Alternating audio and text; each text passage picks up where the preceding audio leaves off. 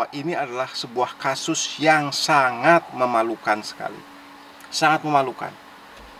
Mencoreng nama baik dan wibawa institusi-institusi penegakan hukum. Sebut saja di kepolisian.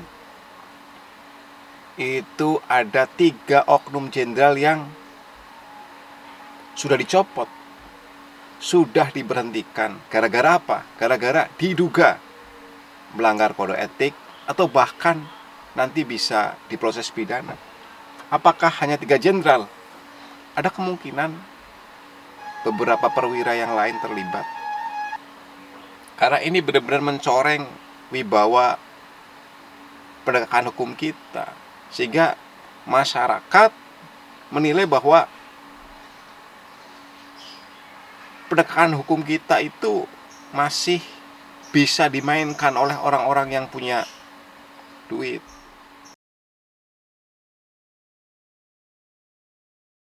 Assalamualaikum warahmatullahi wabarakatuh. Selamat pagi Mbak Nana, Najwa Shihab.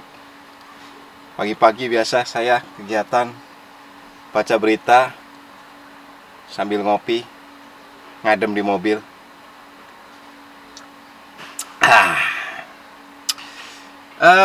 Hari ini saya baca Instagramnya Mata Najwa. Nanti malam topiknya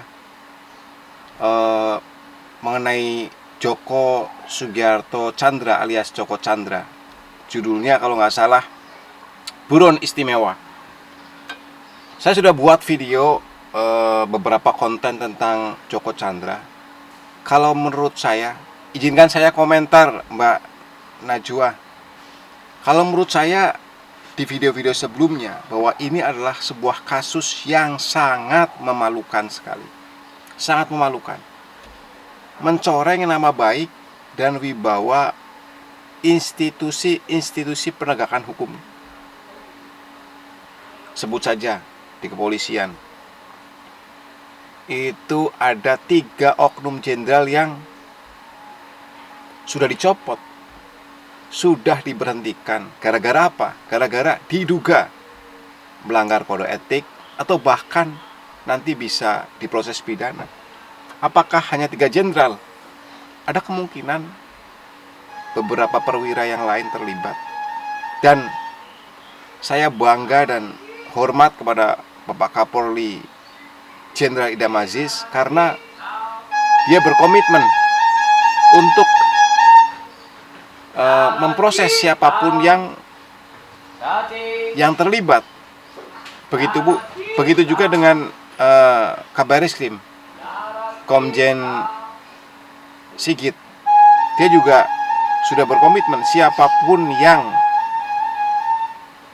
terlibat, meskipun itu adalah teman seangkatan, maka Komjen Sigit sebagai Kabariskim tidak segan-segan untuk menindak.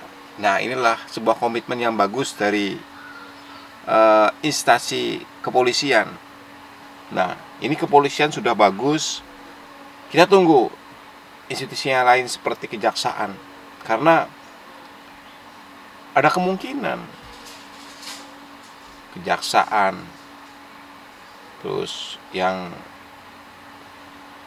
dalam negeri, Kementerian Dalam Negeri, karena pembuatan KTP, Kemenkumham, pembuatan paspor kilat, KTP kilat, imigrasi, dia bisa keluar masuk Jakarta, Malaysia tanpa terdeteksi. Jadi ada kemungkinan diduga beberapa instansi lain juga terlibat. Dan ini saatnya lah berbenah, karena ini benar-benar mencoreng wibawa penegakan hukum kita, sehingga masyarakat menilai bahwa penegakan hukum kita itu masih bisa dimainkan oleh orang-orang yang punya duit. Dan ini tidak baik, sehingga masyarakat nanti apatis dan tidak percaya lagi kepada penegakan hukum di Indonesia. Harus ditindak siapapun itu. Polisi, saya akui dan saya acungi jempol karena cepat sekali responnya Pak Komjen Sigit dan Pak Kapolri Idam Aziz. Kita tunggu institusi-institusi yang lain untuk membenahi dirinya. Ini saatnya berbenah buat institusi-institusi tersebut. Sampai sekarang masih banyak sekali oknum-oknum yang duduk di sana, petinggi-petinggi itu masih bermental korup. Jadi revolusi mental yang selama ini digaung-gaungkan itu gagal total. Oh ya, ini pengacaranya. Mohon diselidiki juga pengacaranya Joko Chandra, apakah dia bekerja profesional atau dia juga ikut bermain. Selidiki. Jadi ini adalah sebuah konspirasi besar, skandal yang sangat memalukan dan tentu melibatkan orang-orang top dan orang-orang besar. Karena Joko Chandra adalah bukan orang sembarangan. Dia adalah pengusaha top di Malaysia, keluarganya juga di Papua Nugini, banyak duit. Pasti dia menggunakan kekuatan duit untuk mengatur semuanya. Para pejabat-pejabat, para oknum-oknum harus dibongkar ini.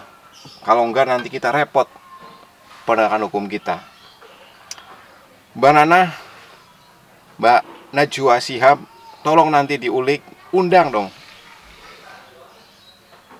dari kepolisian, dari Kemenkumham, dari imigrasi, dari kejaksaan, undang, tanya mereka, kenapa ini bisa terjadi? Kenapa KTP bisa dibuat secepat itu? Padahal orang-orang biasa kalau bikin KTP sampai berhari-hari. Kenapa paspor juga bisa dibuat secara kilat? Kenapa Joko Chandra bisa keluar masuk tanpa terdeteksi di perlintasan? Ungkap semua, Mbak Najwa Shihab. Inilah sebuah acara yang sangat mendidik buat masyarakat luas. Terima kasih Mbak Najwa sudah memberi pencerahan dan ikut mencerdaskan kehidupan berbangsa dan bernegara untuk generasi-generasi muda seperti saya ini. Jangan lupa buat teman-teman tonton terus Mata Najwa setiap Rabu jam 8 malam hanya di Trans 7. Dan jangan lupa subscribe juga channel saya, karena dengan teman-teman subscribe channel saya berarti teman-teman sudah ikut membantu anak yatim piatu. Karena saya niatkan rezeki yang datang dari channel ini, Trias Photo Production ini, akan saya sumbangkan sebagian untuk teman-teman anak yatim piatu. Jadi teman-teman tolong tonton video-video saya dan subscribe. Terima kasih. Selamat pagi. Saya melanjutkan ngopi. Sehat selalu buat Mbak Nana. Assalamualaikum warahmatullahi wabarakatuh.